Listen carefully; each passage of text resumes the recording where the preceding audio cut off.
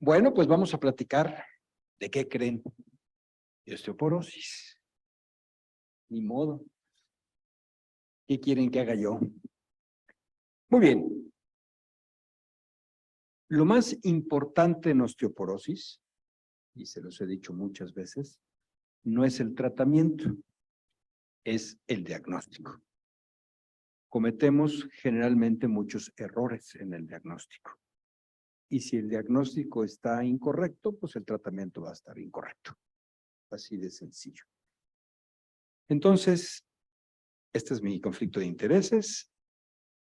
Vamos a hablar un poquito, no nada más de tratamiento, aunque el tema es el tratamiento, pero vamos a ubicar un poquito primero la epidemiología de la osteoporosis. Para todos nos es muy claro que la población va envejeciendo, mejor dicho, vamos envejeciendo, y la población cada vez, la pirámide poblacional cada vez más se ensancha de los 40 para arriba. ¿Qué quiere decir esto? Esto quiere decir que cada vez más todos nosotros, ahorita platicaba yo, que ya no veo obstetricia desde hace un tiempo, que me dedico a climaterio y cada vez tengo más pacientes, no porque yo sea muy bueno, no porque hay cada vez más. Así de sencillo. Entonces tenemos que irnos adecuando a las necesidades de salud de nuestro país y cada vez más población está entrando en la etapa climatérica. Pero no nada más eso. El otro asunto es que ahora viven 30 años en climaterio. Nada más. Si el promedio mexicano, en un estudio que hicimos de la MEC en 2011, nos dijo que las mujeres mexicanas en promedio a los 47.8 años entran a la menopausia y el promedio de vida actual es de 80, pues nada más sáquenle cuentas, ¿no? Por eso es que es importante que modifiquemos un poquito nuestro pensamiento cuando estamos en la consulta. Manuel Mirazú con frecuencia dice que los médicos pensamos en enfermedades zodiacales y pensamos en el cáncer con mucha frecuencia. Y los ginecólogos con el cáncer de mama, sin duda. Pero vean las incidencias. Cuando yo estoy en mi consultorio enfrente de una mujer de 50 años, su incidencia de cáncer de mama es del 9%, pero de tener una fractura vertebral es el 30%. Y a todos les hago mastografía. ¿A cuántas les hago densitometría? Pregunto. ¿Ok? Es mucho más fácil encontrarme una paciente con fractura vertebral enfrente de mí sin nada de dolor que esa mujer enfrente de mí tenga cáncer de mama. Mucho más frecuente. Pero no pensamos en ella. Tenemos que hacerlo. Muy bien. Esto ya tiene sus años, esto es 2013. Y vean los números para México de mujeres con baja masa ósea, en mujeres de 1 cada 5 con fractura vertebral, que nos los dijo Patty Clark desde hace muchos años, 1 de cada 5 mayor a 50 años. Hagan una cuenta, ¿cuántas pacientes mayores de 50 años han visto en su consultorio en el último mes? Y divídanlo entre 5 y van a saber cuántas pacientes con fractura vertebral ya se les fueron, sin darse cuenta. Porque si creen que la paciente con fractura vertebral va a llegar a su consultorio tirada de dolor, agachada y sin moverse, están equivocados. Llegan cargando al nieto con un lado y la bolsa del otro. Y traen fractura vertebral, ¿eh? Así se las pongo. ¿Por qué se presenta la osteoporosis posmenopáusica? Hablemos exclusivamente de la posmenopáusica. No hablemos de la de hombre, no hablemos de la por glucocorticoides, no hablemos de la osteoporosis secundaria. Hablemos de la osteoporosis primaria tipo 1, que es la posmenopáusica. ¿Por qué se da? Principalmente por el hipoestrogenismo. ¿Ok? ¿Y qué ocasiona el hipoestrogenismo? En un momentito lo vamos a ver.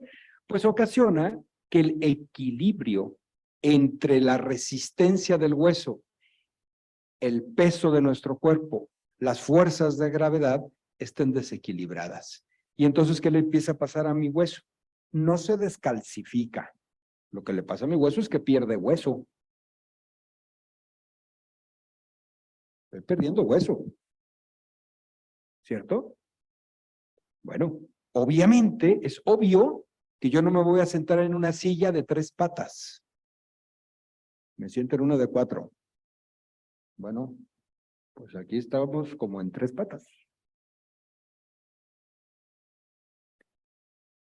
Recuerden que tenemos 2 tipos en el esqueleto de tipo óseo, el hueso trabecular y el cortical. El hueso trabecular típico es de las vértebras. Y vean cómo el hueso trabecular es el que tiene importantemente el 80% del equilibrio del metabolismo óseo. Y la osteoporosis es la principal enfermedad del metabolismo óseo. Entonces, ¿en dónde se da con más frecuencia? En la columna. Y en etapas más tempranas. Y por eso la fractura vertebral es la número 1. Hace rato Manuel nos decía, la gran devastadora es la fractura de cadera. Es cierto, pero la fractura de cadera se da entre 15 y 20 años después de la primera vertebral. Porque por promedio, las fracturas de cadera se dan de los 75, 80 años en adelante, pero la de vértebra se da a los 50. 20 años después. ¿Qué tengo que tratar nosotros, los ginecólogos? A las pacientes que están empezando el problema, no las de 80 con fractura de cadera. A nosotros nos tocan las de 50 con fractura vertebral. Entonces búsquenlas, porfa. Se los va a agradecer la paciente. ¿Qué sucede en la paciente entonces que tiene hipoestrogenismo? Lo que va a suceder es que hay un desequilibrio entre la formación y la resorción ósea. ¿Y quién da ese equilibrio? Bueno, hay un montón de mecanismos que dan ese equilibrio. Muchísimos dan ese equilibrio. Pero uno de ellos es el sistema RANK, RAN ligando osteoprotegerina. Suena muy rebuscado, lo es. ¿Quién mantiene ese equilibrio entre este sistema? Los estrógenos, entre otras cosas. La vitamina D, entre otras. Y si está desequilibrado, ¿qué pasa? Pues que se aumenta la actividad y el número de los osteoclastos. ¿Y a qué se dedican los osteoclastos? A reabsorber hueso. Entonces, ¿qué pasa? Pues está habiendo un desequilibrio entre lo que se forma de hueso contra lo que se reabsorbe de hueso. Se reabsorbe más de lo que se forma. Así de sencillo. Entonces, ¿quiénes están involucrados en este asunto? Pues están involucrados, por supuesto que los estrógenos, todos los procesos proinflamatorios intrínsecos del hueso, porque como buena enfermedad crónica degenerativa progresiva es una enfermedad proinflamatoria, ¿ok? Los glucocorticoides, los de nosotros, los endógenos, no nada más los exógenos, también los endógenos. Y está involucrada la vitamina D y por supuesto que la PTH. Por eso es que podemos tener osteoporosis mixtas, hipoestrogenismo con hiperparatiroidismo, hipoestrogenismo con deficiencia de vitamina D, hipoestrogenismo con diabetes. Pues están involucradas todas, ¿no? Así de sencillo. Muy bien.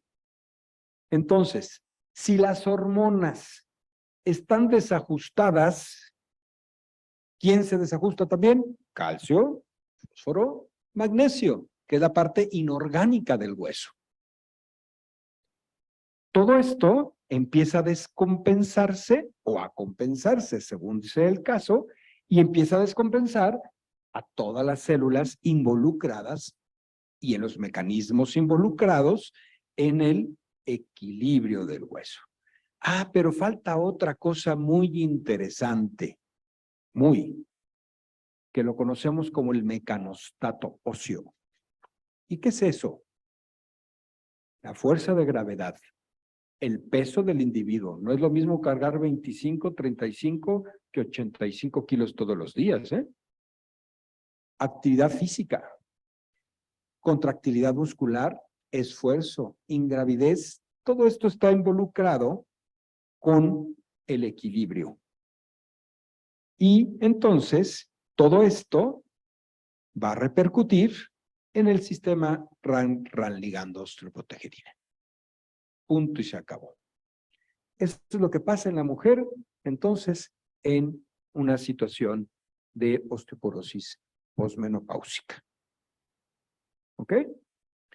No olvidemos que más del 40% de las mujeres con osteoporosis posmenopáusica además tienen otra causa secundaria. La más frecuente de todas, hipovitaminosis D. ¿Ok? Bien. Desafortunadamente, el diagnóstico de osteoporosis en todo el mundo se hace después de la primera fractura. Eso es tanto como decir que los diagnósticos de hipertensión se hicieran después del primer infarto. Está feo, ¿no? Imagínense que dijéramos que la mayoría de los pacientes hipertensos los diagnosticamos después del primer infarto. ¡Ay, Dios! Pues eso estamos haciendo en osteoporosis. Pensamos en osteoporosis hasta que se fractura. No, por Dios. Hay que pensar en osteoporosis mucho antes de eso. ¿Y saben a quién nos toca? A los ginecólogos y a los médicos generales, en principio. A nosotros es a los que nos toca diagnosticarla a tiempo y bien, con un buen interrogatorio, con estudios adecuados, buscando fractura, no densidad mineral ósea nada más, buscando fractura vertebral, haciendo interrogatorios completos, haciendo investigación realmente en el consultorio. Aquí están los factores de riesgo para tener baja masa ósea. ¿Ok? Una gran mayoría de nuestros pacientes cumple con más de uno de esos. Aquí están los de para fractura osteoporótica. Muchas de nuestras pacientes cumplen con uno o más de estos factores de riesgo para tener fractura ya osteoporótica. Y en la exploración física, pues tengo que buscar situaciones que favorecen la fractura o situaciones que ya me hablan muy posiblemente de que mi paciente ya está fracturada. Entonces, por favor, no hagan diagnóstico de osteoporosis con su densitómetro en la mano o con su densitometría en la mano. Hagan diagnóstico de osteoporosis con un interrogatorio completo, con estudios completos, con radiografías de columna y con densitometría. Eso es hacer un diagnóstico integral de osteoporosis. Y mi densitometría me va a ayudar a saber poblacionalmente si mi paciente está con normalidad de densidad, con osteopenia en densidad o con osteoporosis en densidad, no en enfermedad. Porque yo puedo tener pacientes en normalidad con fractura y en osteoporosis sin fractura. ¿Ok? Entonces, no les digan a las pacientes con normalidad, anda y ve, estás bien. ¿Quién sabe, eh? ¿Quién sabe? A lo mejor no. Muy bien. Si hago densitometría, tengo que saber hacer densitometría, tengo que saber leer la densitometría, tengo que saberla interpretar. ¿Ok?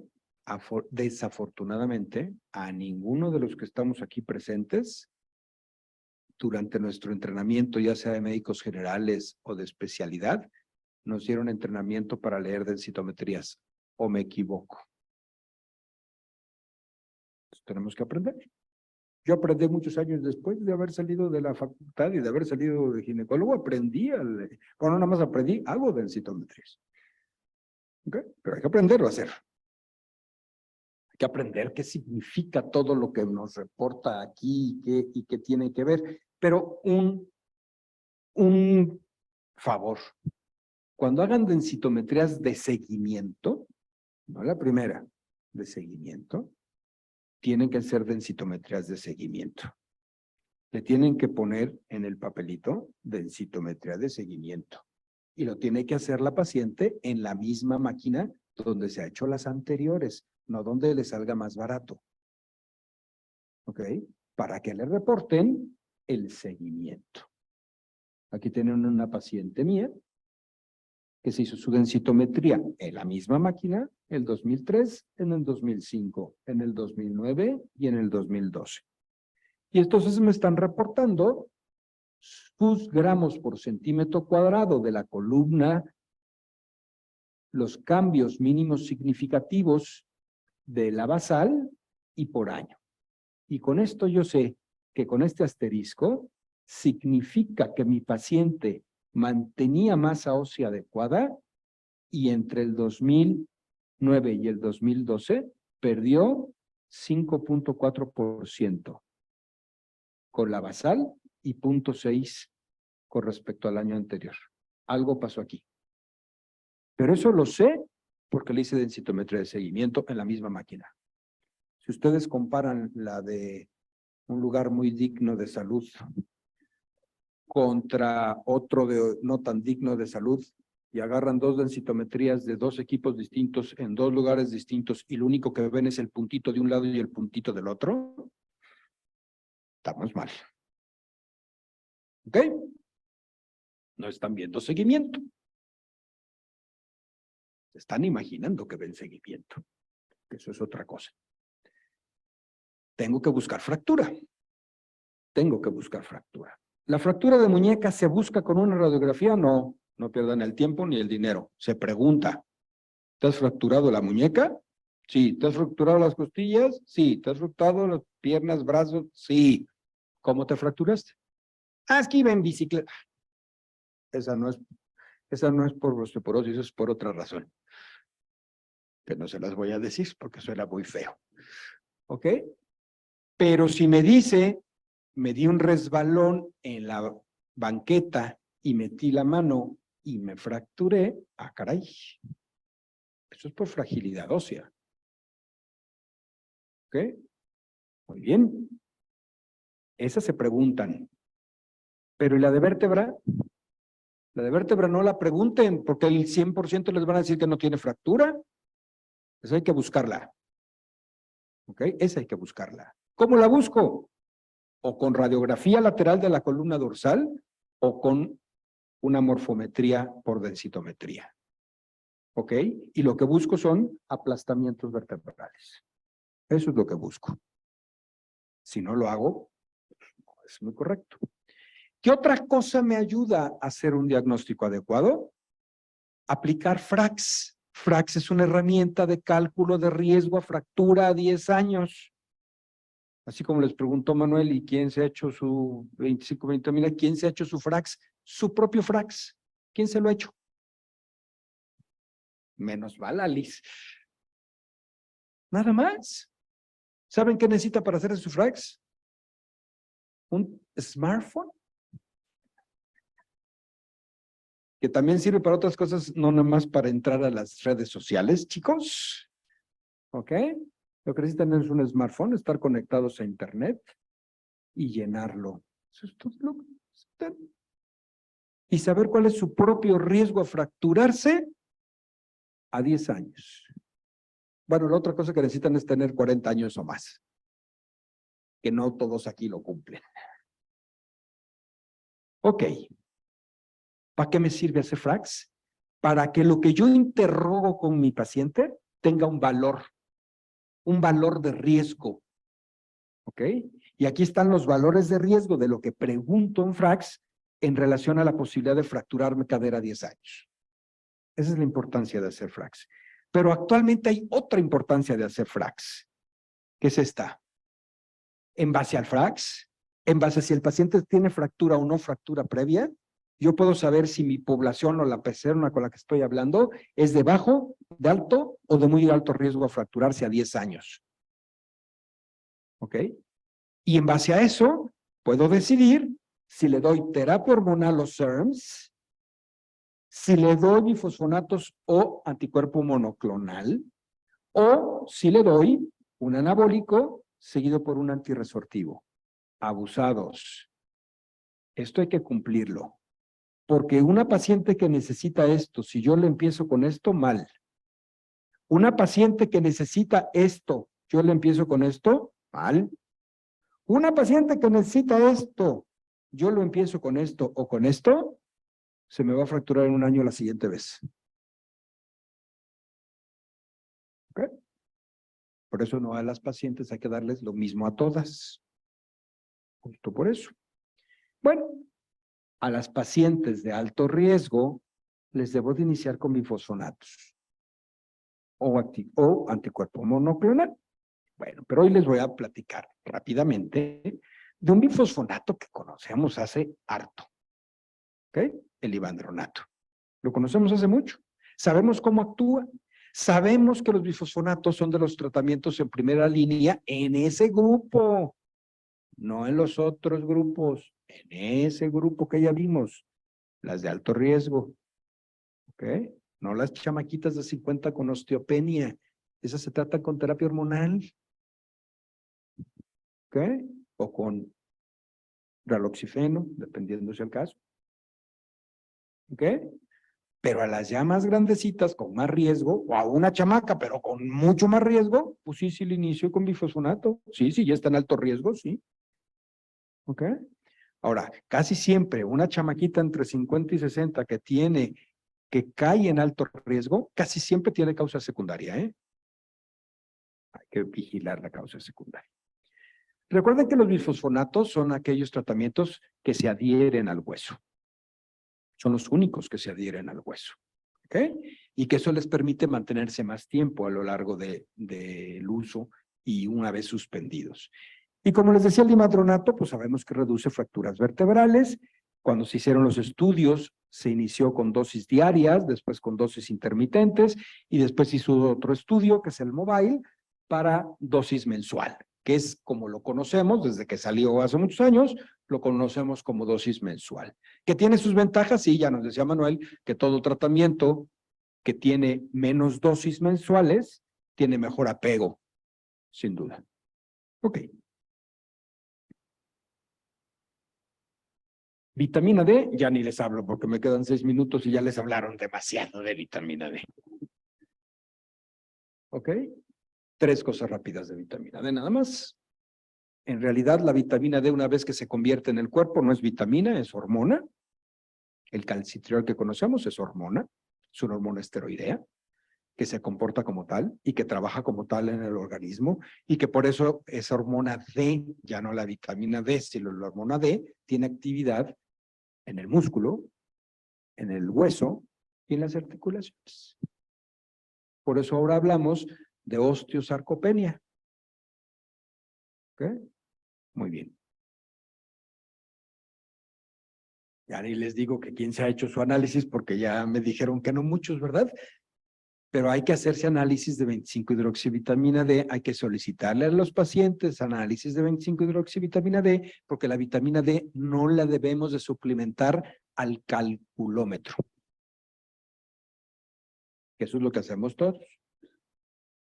Entra la primer paciente y le veo cara de 800 unidades diarias. Entra la segunda paciente y le veo cara de 1600. Entra la tercer paciente y le veo cara de 100,000 al mes. Entra otra y le veo cara de 25,000 semanal. ¿Y en base a qué le calculaste eso? Pues a la cara. Ah, está bien. Pues no. Le tengo que hacer análisis de 25-hidroxivitamina D para saber si está en suficiencia, en deficiencia o en insuficiencia y cuánto le tengo que dar. Si no, nada más estoy inventándome e inventándole al paciente, que eso está peor. ¿Ok? Recordemos que lo mínimo, no lo máximo, lo mínimo que un paciente necesita para estar bien en niveles de vitamina D, como mínimo, es entre 800 y 1,000 unidades diarias. Si ustedes quieren sumadas entre alimentos, exposición al sol, suplementación, súmenle todo lo que quieran. La realidad es que no llegamos a eso. Por eso necesitamos suplementar. ¿Ok? Muy bien. Ya conocíamos el ivandronato, ya conocemos la vitamina D. Bueno, pues la única novedad de este producto es que lo hicieron junto en la misma tableta. ¿Se acuerdan del alendronato cuando salió? Salió solito, después le sumaron vitamina D. Después le sumaron más cantidad de vitamina D. ¿Cierto? Bueno, pues aquí esta es la misma gata, nada más que con ivandronato y vitamina D. ¿Pero cuál es la ventaja de esto? Que es mensual. ¿Ok? Entonces, ácido ivandrónico o ivandronato con colecalciferol. ¿Cuánto? 24,000 unidades diarias, perdón, mensuales de vitamina D, ¿ok? Con una tableta de 150 miligramos de ivandronato. ¿Se absorben igual? Sí, sí se absorben igual el ivandronato. ¿Se absorbe igual la vitamina D? Sí, sí se absorbe igual, separada que en la misma tableta. Entonces, con estos estudios de farmacovigilancia, sabemos que da lo mismo darlo separado que junto. Ahora, ¿cuántos son? 24,000 mensuales. Dividan 24,000 entre 30. 800. Le estamos dando con una tableta de esto lo mínimo. Pero ¿qué pasa si mi paciente tenía su análisis, porque ya le hicieron su análisis, tenía 15 nanogramos? Pues con 800 diarias no le van a hacer ni cosquillas. Entonces necesitan esta tableta más vitamina D. Y ahí usen la de semanal, la mensual, la anual, la como quieran, no anual, no, la que quieran. Pero hay que agregarle más vitamina D porque tenemos que alcanzar niveles por arriba de 1000. ¿Ok? Muy bien. Entonces, las guías nos dicen, todas las guías nos dicen que todo paciente necesita de un tratamiento osteoespecífico, calcio y vitamina D. Todas las guías lo dicen. Entonces, esta tabletita, pues nos da 2 de 3. El ivandronato y la vitamina D. ¿Pero qué nos falta? ¿Qué no trae la tabletita? Calcio. Nos falta calcio. ¿Ok? La alimentación por calcio tampoco alcanza los niveles adecuados, aunque los mexicanos en el mapa mundial de los latinoamericanos, los mexicanos somos los segundos que tomamos más niveles de calcio, pero no alcanzamos el gramo diario. Andamos en 800 miligramos más o menos, ¿ok?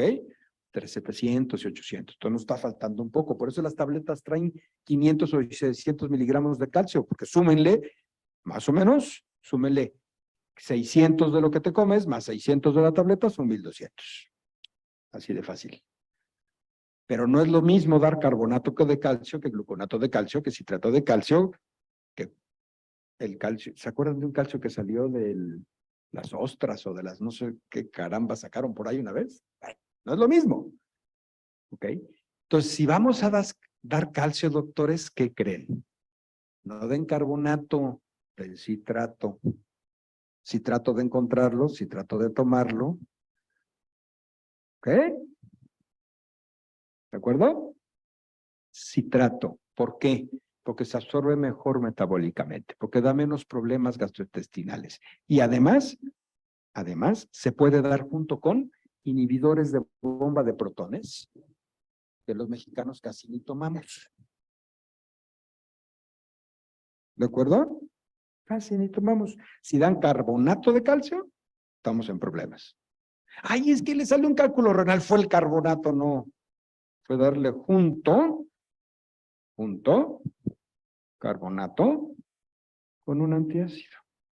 Ay, por si alguien ha dado alguna vez una receta así. ¿Ok? Muy bien. En tiempo, doctora. Concluyamos entonces. Combinación de ivandronato y vitamina D, una buena estrategia. No es para todos, no. Yo empecé diciendo, tenemos que elegir bien al paciente, hacer un diagnóstico adecuado y elegir lo que requiere. Este producto nos da 2 de 3, muy bien. Hay que agregarle el calcio, muy bien. Hay que elegir a quién le toca y a quién no. Como todo. ¿De acuerdo? Pues muchas gracias por escucharme nuevamente. Aquí está mi correo.